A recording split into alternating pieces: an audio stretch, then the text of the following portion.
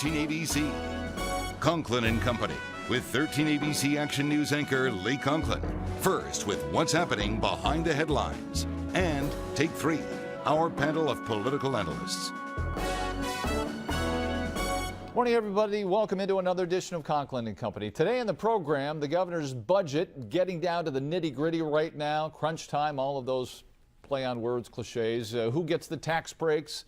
One of the pressing issues in getting that budget approved over the next couple of weeks. We're going to salute a former member of the State House as well on the program who stepped down just a few weeks ago in the name of family and opportunity. Matt Zalassi on his time in office, the grind of politics, and the chance to be home with his kids on weeknights. But first, Toledo's new Jeep, the 2014 Cherokee, still not for sale on dealer lots, but it has been on display at a couple of local dealerships. And this past week, Chrysler rolling out the price for the various versions of the new Toledo-built SUV. So important to our community, our economy, and the people who live in Toledo. Here to talk specifically about Jeep is Blade business writer Tyrell Lincoln. Good to see you, Tyrell. Thanks for having me on, Lee. Tyrell, normally on our Blade briefing in the 5 o'clock news, but we figure we bring you back in studio for this one to talk what is a very important vehicle, very important business in the city of Toledo in Northwest Ohio. All right, let's talk about the pricing for the Jeep Cherokee, and trotted it out earlier this past week, around $23,000 for the base model, correct? Right. Two-wheel drive. That's for two-wheel drive. Yeah, so and that's what we see in the headline here, the Blade 23,000. But I think most people associate a Jeep with a four-wheel drive.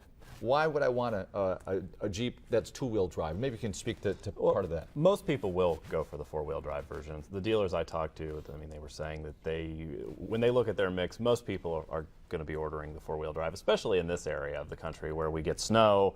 You know, we have all that fun stuff, and you get a Jeep to get around in. Absolutely. But in other parts of the country, that's less of a concern. You get better fuel mileage with the two-wheel drive typically. Now on this Jeep, and well, that's because you have, with a four-wheel drive, you have other pieces that are moving in there, and that kind of sucks some of that economy out of it. The new Jeep, though, they're debuting something on that where the rear axle disconnects actually when it's in two-wheel drive, so you're not getting that spin loss from the rear tires. But you know, it's cheaper, less moving parts. And I guess if you live in Florida, you don't need, you know, or some other southern climes or western climes, you don't need to get around in the snow, and you're not going to take it, you know, out in the hills and go, you know, for a real adventure. So I guess two-wheel drive would make sense. $2,000 cheaper. And then we have the situation where it replaces the Liberty, which is what, how many years now? Over a decade? Oh yeah, Liberty came out in like 2002. Yeah, and we're all familiar with it here. I've had a couple, you know, and it's been a good vehicle, but I got to be honest, it is an absolute gas hog. Yeah. I knew that going in, and that's the big change with this new vehicle, isn't it? It is. It is. The platform that they're basing the new Cherokee off of it's a car platform, whereas the Liberty was based off a truck platform. So you've already got kind of those genes are in there for better fuel economy, and they've really focused on this because the Liberty was an okay vehicle. It did what it was supposed to do well, but it wasn't supposed to get great fuel mileage. Right. So they've really focused on this because that's what buyers care about, especially $4 a gallon. This past week, if you went up into Michigan, it's $4.20 a gallon. $3.89, $3.99 here. It's come back a little bit, but let's face it, the days of $2 something gas are long gone, and they're not coming back anytime soon, if ever.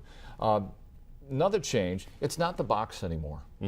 Going away from the classic Jeep box. And there was some pushback on that. There was a lot of pushback. When those pictures first came out, there was heavy criticism. But of course, you know, if you go on Facebook, there's criticism to a lot of things. So. Or other blog sites. So speak to whether this vehicle is going to play with the Jeep crowd out there. Yeah, well, when I saw it, I was one of the people that kind of went, ugh. Seeing it in person, it looks a lot better than it does in pictures. Okay. It's a vehicle that you really need to see the proportions. You don't get a real sense of what it looks like without seeing it in person. But again, they need to get different buyers. The Liberty was not a huge segment player, and if you look at the other vehicles out there, the competition, they're styled more like the Cherokee than they were like the Liberty. So Jeep purists, they may not be crazy about it, but it's about getting the sales volume. You got to expand, right? You got to go Absolutely. get the person who wants the Ford Escape, right? Right. The housewife who wants to drive the Honda CR-V. Those are two of the most popular vehicles in that segment, and the Liberty just wasn't competing with them. What's Chrysler's feeling that this, in units sold, they have projections, do they not? I mean, where do they? I'm sure they do. They're not telling us what they are. They're kind of tight-lipped on those. But Sergio Marchionne, he admits there's so much riding on this SUV, right? It's a terribly important vehicle for them. This year, it's probably the most important vehicle that's coming out for them this year.